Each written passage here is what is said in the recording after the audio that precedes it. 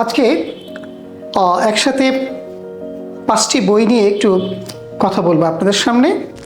প্রথম বইটির দিকে যাচ্ছি, সারি বাড়ি গাড়ি। এটি লিখেছেন আবু রুশদ। আবু রুশদ বাংলা সাহিত্যের একজন অন্যতম কথা সাহিত্যিক। উনি জন্মেছিলেন কলকাতায়। দেশভাগের পর আসলে পাকিস্তানে চলে আসেন, প্রতিষ্ঠা পান বাংলাদেশে একজন সাহিত্যিক হিসেবে। গল্প ছাড়াও তার বেশ কিছু উপন্যাস রয়েছে।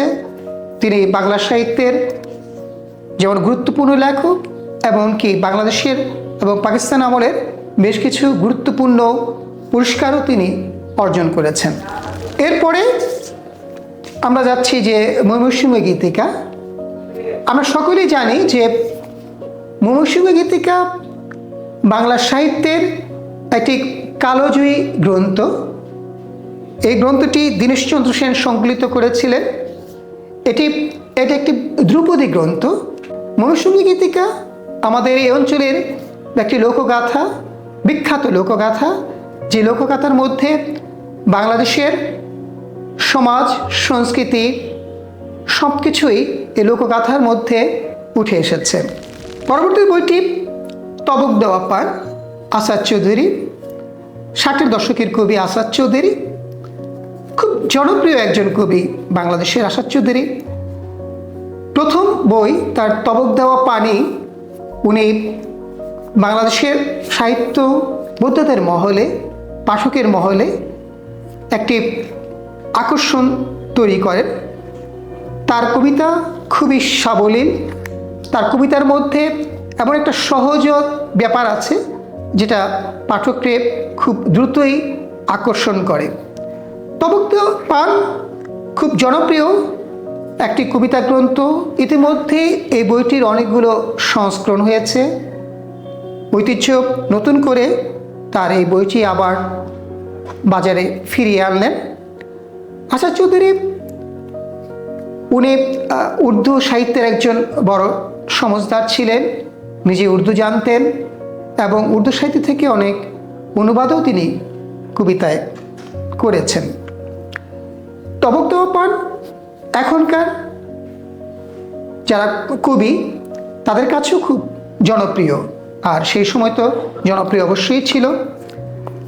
আমরা যে বইটি এখন নিয়ে কথা বলবো সেটি আমাদের রাজনৈতিক ইতিহাসের সাম্প্রতিককালের যে ঘটে যাওয়া 2024-এ যে জুলাই বিপ্লব হলো, সেই জুলাই বিপ্লবকে কেন্দ্র করে আমরা জানি আমাদের যে পরম্পরা 1947, 1971 যেমন খুবই গুরুত্বপূর্ণ আমাদের রাজনৈতিক অঙ্গনে, ঠিক তেমনি 2024-এর যে গণ অভ্যুত্থান, যে জুলাই বিপ্লব, সেটিও আমাদের রাজনৈতিক জীবনে অত্যন্ত গুরুত্বপূর্ণ।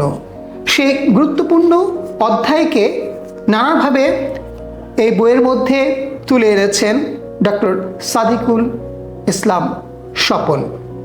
এই বইতে জুলাই বিপ্লবের নানান রকমের চিত্রই আমরা পাব। এরপরে যেই বইটি নিয়ে আমি একটু কথা বলবো সেটি অনুক্ষণে নজরুল, মাওলা প্রিন্সের একটি গবেষণা গ্রন্থ। মাওলা প্রিন্স রীতিমতো নানান জনকে নিয়েই যেমন গবেষণা করেন, কিন্তু নজরুলকে নিয়ে তার গবেষণা আসলে রীতিমতো বিস্ময়কর। এই বইতে নজরুলের সাহিত্য জীবনের এমন অনেক কিছু নিয়েই উনি আলোচনা করেছেন।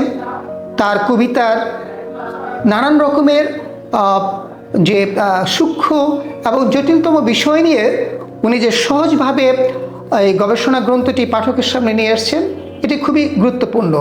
আসলে নজরুলকে নিয়ে গবেষণার যেমন শেষ নেই, নজরুলকে নিয়ে জানার যেমন শেষ নেই, কিন্তু মাওলা প্রিন্স এই অনুক্ষণে নজরুল বইতের মধ্যে যে বিষয়গুলো উনি অত্যন্ত সাবলীলভাবে কিন্তু অনেক গবেষণা করে যে তুলে ধরেছেন, সেটি আমাদের নজরুল সাহিত্যকেই আসলে সমৃদ্ধ করবে।